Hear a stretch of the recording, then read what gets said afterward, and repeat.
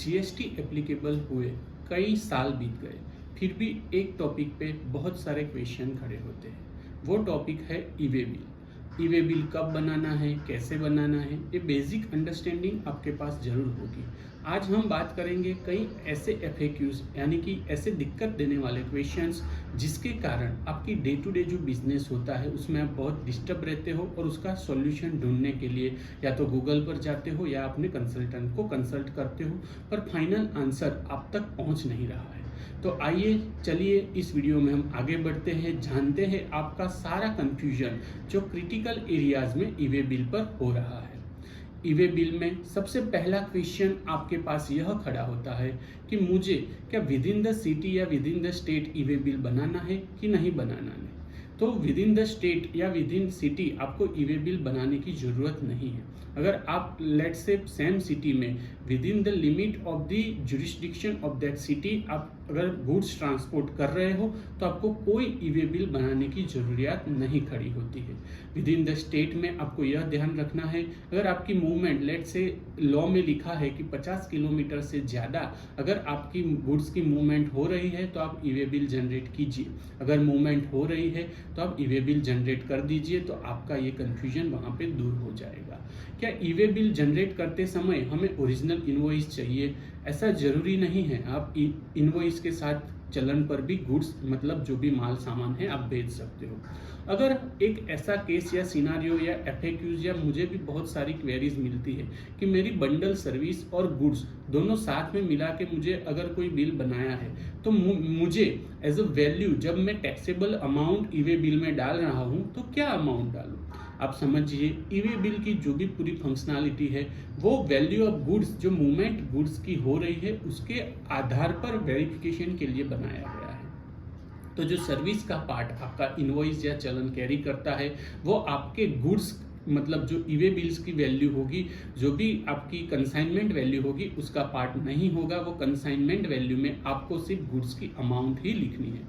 अभी एक very recently मेरे पास आई, मैं आपके साथ डिस्कस करता हूँ कि मेरी एक कंपनी है, लेट से वो बेसमेंट में चल रही है, एक दूसरी कंपनी है वो फर्स्ट फ्लोर पे चल रही है। दोनों कंपनी का ओनर अलग अलग है। अगर मुझे फर्स्ट फ्लोर से बेसमेंट में या ग्राउंड फ्लोर से बेसमेंट में मुझे कोई गुड्स की मूवमेंट मतलब सेल करना है तो मैं कैसे करूँगा, कैसे मैं ई वे बिल बनाऊँगा। आप समझिए ई वे बिल का एक जो सेक्शन है मतलब जीएसटी लॉ है उसमें साफ साफ लिखा है अगर कोई मोटराइज्ड व्हीकल से आप ट्रांसपोर्ट करते हो तो ही आपको ई वे बिल बनाना है। तो आपकी क्वेरी यहाँ पे सॉल्व हो जाती है। अगर आप यहाँ पे एक बक्सा है उसमें आपका कुछ मटेरियल है गुड्स से आप नीचे ग्राउंड फ्लोर पे कोई कंपनी है उसे सेल कर रहे हो तो उसमें ई वे बिल बनाने की कोई ज़रूरियत खड़ी नहीं होती है। आप ध्यान रखिए ई वे बिल बनाने की ज़रूरत कब खड़ी होती है कि जब ट्रांजैक्शन इंटरस्टेट हो जाता है, with in the outside the jurisdiction जो जीएसटी लॉ में डिसाइड किया है उससे बाहर आप कुछ बेच रहे हो, वो भी मोटराइज्ड व्हीकल से बेच रहे हो, तभी आप अगर ट्रांसपोर्ट का मोड मोटराइज्ड व्हीकल से अलावा कुछ भी होगा तो आपका ये ई वे बिल जनरेट करने की झंझट में पड़ना ही नहीं है। आप सेल बिल बनाइए, चलन बनाइए और आपका गुड्स सेल कर सकते हो। एक और क्वेरी आपके सामने आएगी कि कई सारे लोग इंपोर्ट एक्सपोर्ट के बिजनेस में काम करते होंगे। इंपोर्ट एक्सपोर्ट के बिजनेस में जब कंसाइनमेंट अगर कंटेनर एम्प्टी कंटेनर अगर हमारे पास से जा रहा है गुड्स को रिसीव करने के लिए तो क्या ई वे बिल बनाना है? नहीं बनाना है।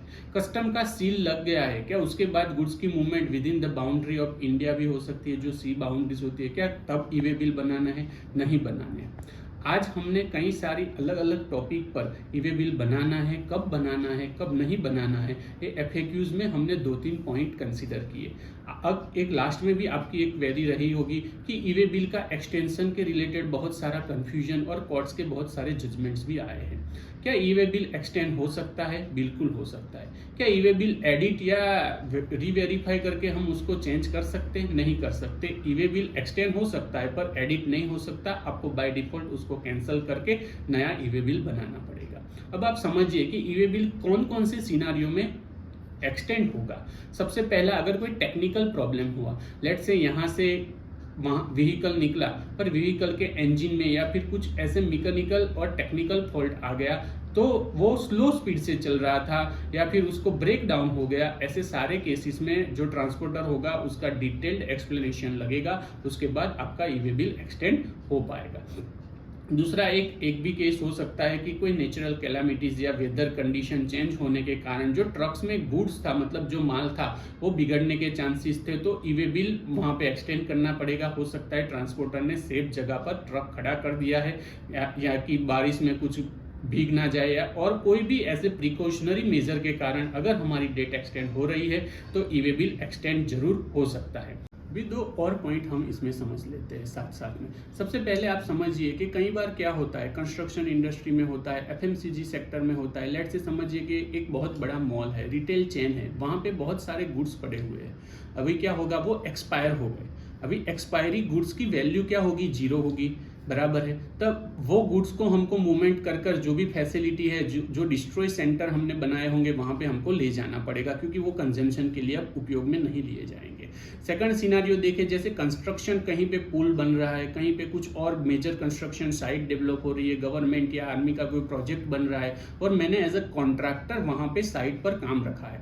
मैं बहुत सारी चीज, मतलब स्टील ले जाऊंगा, स्ट्रक्चर बनाने के लिए इक्विपमेंट ले जाऊंगा, वो सारे इक्विपमेंट मुझे वापिस जब भी मेरी साइट चेंज होगी तो मुझे फिर से वहां पे मूवमेंट करनी पड़ेगी।